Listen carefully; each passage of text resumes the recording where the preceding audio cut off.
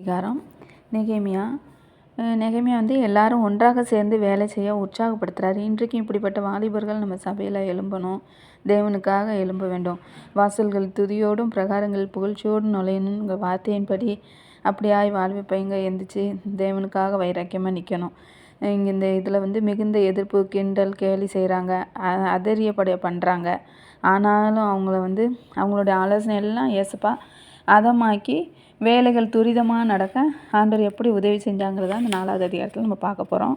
நாங்கள் அலங்கத்தை கட்டுகிற செய்தியை சன்பலாத் கேட்டபோது அவன் கோபித்து எரிச்சலடைந்து யூதரை சக்கந்தம் பண்ணி, இந்த அற்பமான யூதா செய்கிறது என்ன? அவர்கள் இடம் கொடுக்கப்படுமோ? பலியிடுவார்களோ? ஒரு நாளில் முடித்து போடுவார்களோ? சுட்டெரித்து போடப்பட்ட மண்மேடுகளை கற்களுக்கு உயிர் கொடுப்பார்களோ என்று தன் சகோதரருக்கு சமரியாவின் சேனைக்கும் முன்பாகவும் சொல்கிறான். சன்பலாத் வந்து எருசலேமில் இருந்த ஆதிக்கம் அவனுக்கு இழக்கப்பட்டுருன்னு சொல்லி அவன் எரிச்சல் அடைகிறான். அப்பொழுது அம்மோனியனாகிய தொபியா அவன் பக்கத்தில் நின்று, அவங்க கெட்டுனா என்ன, ஒரு நரி என்னான்னு போனால் கூட இந்த கல்மதில் இடிந்து போகும் அப்படின்னு சொல்கிறான். எங்கள் தேவனே, நாங்கள் அவமதிக்கப்படுகிறத கேட்டு அவர்கள் நிந்திக்கிற நிந்தையை அவர்கள் தலையின் மேல் திருப்பி அவர்கள் சிறைப்பு தேசத்தில் சூறைக்கு ஒப்புக்கொடும்.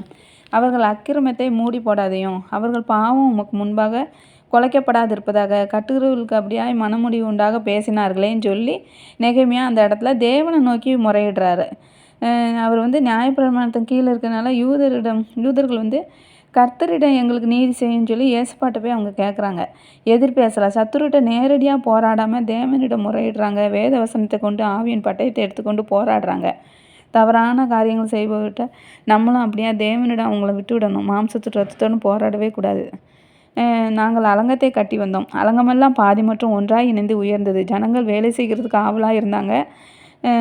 ஜனங்கள் எல்லோரும் ஒன்றாக ஸ்பிரிச்சுவல் சப்போர்ட் கொடுக்குறாங்க, ஒற்றுமையாக வேலை செய்கிறாங்க. எருசலேமின் அலங்கத்தை கட்டுகிற வேலை வளர்ந்தேறுகிறது என்று, இடிக்கப்பட்ட இடங்கள் அடைபட்டு வருகிறது என்று கேள்விப்பட்ட சன்பலாத், தொபியா, அரபியர், அம்மோனியர், அஸ்தோத்தியர் கேள்விப்பட்ட போது எரிச்சல் ஆகுறாங்க.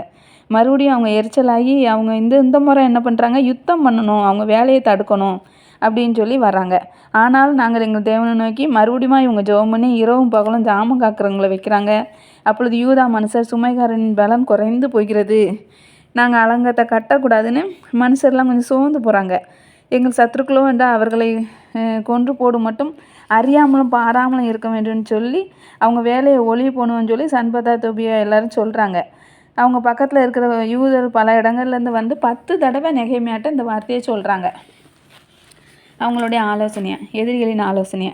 நெகேமியா அலங்கத்துக்கு பின்னாக இருக்கிற பள்ளமான மற்றும் மேடுகளான இடங்களில் பட்டயங்களையும் ஈட்டிகளையும் வில்லுகளையும் பிடித்திருக்கிற ஜனங்களை குடும்பமாக நிப்பாட்டுறாரு. பிரபுக்களையும் அதிகாரிகளையும் மற்றவங்கள்ட்டையும் பயப்பட வேண்டாம், மகத்துவம் பயங்கரமான ஆண்டவரை நினைத்து உங்கள் சகோதரிகளுக்காக, உங்கள் பிள்ளைகளுக்காக, உங்கள் மனைவிகளுக்காக யுத்தம் பண்ணுங்கள் அப்படின்னு சொல்கிறாங்க. எதிரிகளின் ஆலோசனை தேவன் அந்த இடத்துல அபத்தமாக்கிறாரு.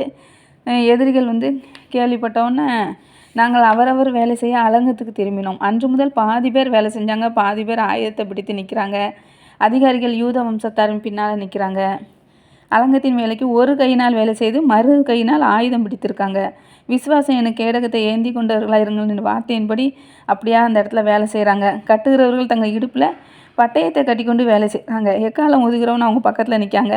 அப்போ அவர் சொல்கிறாரு, எக்கால சத்தம் கேட்டவுடனே எல்லோரும் ஒன்று கூடிருங்க, நம்ம எல்லோரும் தூரமாக வேலை பார்க்குறோம் அப்படின்னு சொல்லி யுத்தம் கர்த்தருடையதுன்னு சொல்லி சொல்கிறாரு. சூரியன் உதிக்கும் நேரத்துலேருந்து சூரியன் மறையும் வரைக்கும் அவங்க வேலை செய்கிறாங்க. ராமாறு இப்போ காவலுக்கும் பகல்மாறு வேலைக்கும் உதவ வேலைக்காரரோடு தங்குறாங்க.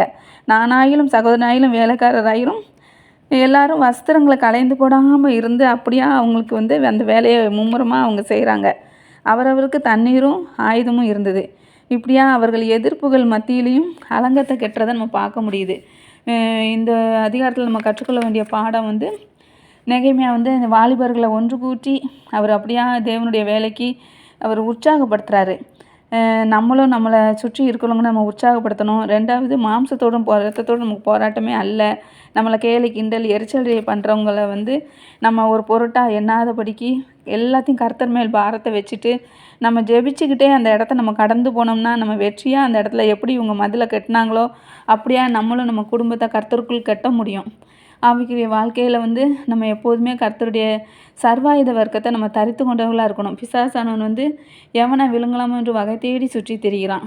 ஆனால் நம்ம அவனுக்கு இடம் கொடுக்காதபடிக்கு, அவனோடு நம்ம போராடாதபடிக்கு, நம்ம எல்லா இடத்துலையும் ஏசப்பா மாத்திரம் முன்வைத்து நம்ம ஒவ்வொரு பிரச்சனைக்கும், நமக்கு வர்ற ஒவ்வொரு பிரச்சனைக்கும் நம்ம ஜெபித்து எப்படி இவங்க ஜெபம் பண்ணி கர்த்தர் மேலே பாரத்தை வச்சுட்டு அவங்க வேலையை ஆரம்பித்தாங்களோ, அது நல்லபடியாக அந்த வேலை எல்லாம் நடந்தேறுது. அப்படியா நம்மளும் இந்த நாளில் ஏசப்பாவுக்காக நம்ம எல்லா இடத்துலையும் நம்ம வேலை செய்யலை. நமக்கும் தேவன் நம்மளோடு கூட இருந்து எல்லாத்தையும் நமக்கு நேர்த்தியாக நடத்துவார். அலங்கத்தின் வேலையை ஒரு கையினால் செஞ்சு இன்னொரு கையினால் ஆயுதம் பிடிக்காங்க. அப்படியா நம்மளும் சர்வாயுத வர்க்கத்தை எல்லா இடத்துலையும் தரித்து கொண்டவங்களாக இருக்கணும். விழிப்புள்ள ஜீவியம் ஜீவிக்கணும். எதிரிகளுக்கு நம்ம எந்த இடத்துலையும் இடம் கொடுக்காதபடிக்கு, அவங்களுடைய ஆலோசனைக்கு நம்ம இடம் கொடுக்காதபடிக்கு, எல்லாத்தையும் அபத்தமாக்குற தேவனிடத்துல ஒப்புவித்துட்டு நம்ம சமாதானமாக சந்தோஷமாக நம்ம ஜெபிச்சுட்டு மாத்திரம் நம்மளுடைய வேலைகளை செய்யலை, நமக்கும் இவங்கள போல் வெற்றி கிடைக்கும். நம்மளும் நம்ம குடும்பங்களை கர்த்தருக்குள் கட்ட முடியும், பிள்ளைகளை கர்த்தருக்குள் கட்ட முடியும், வளர்க்க முடியும்.